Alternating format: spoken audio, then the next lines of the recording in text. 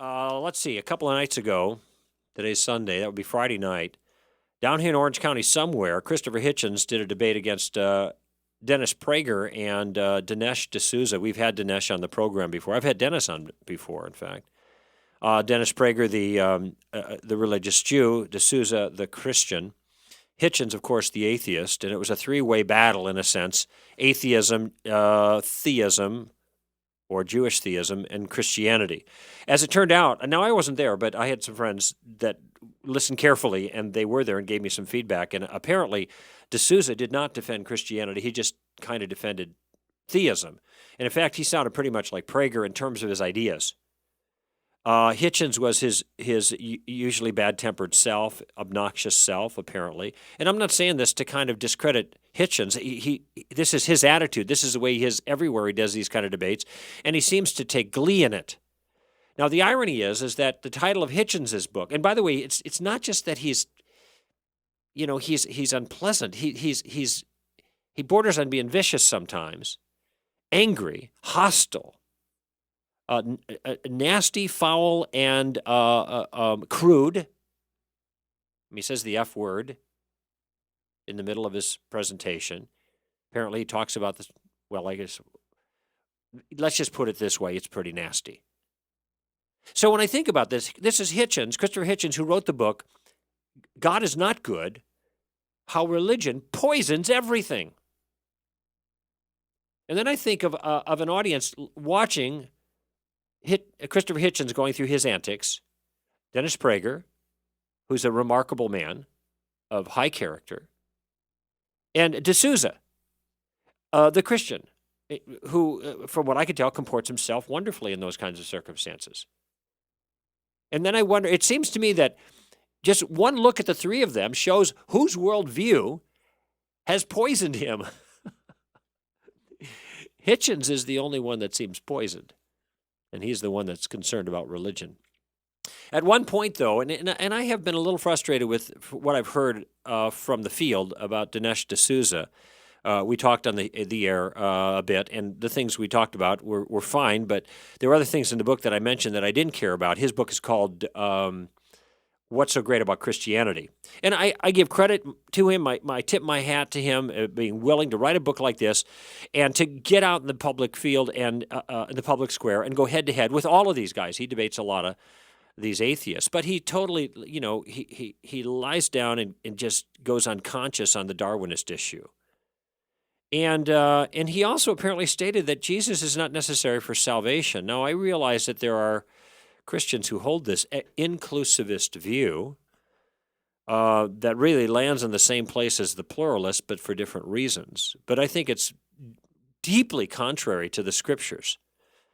And I've argued this before. This is why we have the 100 verses booklet that you might have seen, the little red one. 100 verses that teach that Jesus is the only way of salvation. And those verses don't teach that he's just the only means of salvation. He is also, since the first century, the only object of salvation. Now, I think this is a little bit difficult to defend in a public forum where, the charges are flying. And D'Souza, of course, doesn't believe that Jesus is the only object of salvation, apparently, from what he says, and so he didn't defend it. When he was asked by Prager, are Jews going to hell? I don't think that was a question to corner him. I think it's just a straightforward question coming from Prager. But in the past I've talked about how I don't like the question. I think it mischaracterizes things, and that we have to be nuanced in the way we respond to that, or else we kind of we end up affirming a false understanding of how this whole thing of Jesus and salvation ends up working. In any event, Dennis asks of D'Souza, are Jews going to hell? And apparently D'Souza says, well, no, Abraham was a Jew, and he never knew Jesus. Well, that's true, although Jesus himself said Abraham saw his day and rejoiced and was glad in it. This is John 8. So I don't know if Abraham's really the best example from the Hebrew Scriptures for that particular point, but I understand his point. It certainly is the case that you didn't have to believe in the name of Jesus in that person who didn't exist yet, Jesus of Nazareth, in order to be saved back then, to be forgiven of one's crimes against God. But that doesn't mean it's not required now. And I think he would have been better to answer differently, to spend a little bit more time and to respond to Prager's question, are Jews going to hell, by saying something like this: as far as I can tell, some will, and some won't. I mean, frankly, I don't think God cares what religion someone is. It isn't as if he looks down on the world and sees a bunch of religious clubs and says, I like Christians. To hell with everyone else. Quite literally here in this case. No, I think he looks down on those in his kingdom, his world, that world he's the sovereign over, and he simply asks, who has broken my laws? And anyone who fully keeps God's laws has nothing to worry about, Gentile or Jew. Keep the law, you're safe. However, if you break the law, you're going to have to face God's justice. By the way, which he applies without partiality to both Jew and Gentile, with one exception. Those who are guilty, who have accepted the pardon, the clemency, the forgiveness that God provides. And since the beginning of the common era, that's like since Jesus, that pardon is solely available through Jesus, and those who receive the pardon are released from judgment. Those who do not are not. Rather, they stand alone and receive the justice due them. That's very simple. Not a matter of which religion you are. Just, have you broken the law? Yeah. You're guilty. Okay, bad news. There's a pardon, by the way. Are you interested in that? Nah. Well, all right, then you stand on your own. You get the punishment due you. If you take the pardon, you're rescued. Nothing complicated about that. So, the long and short of it is, there will be Jews in heaven.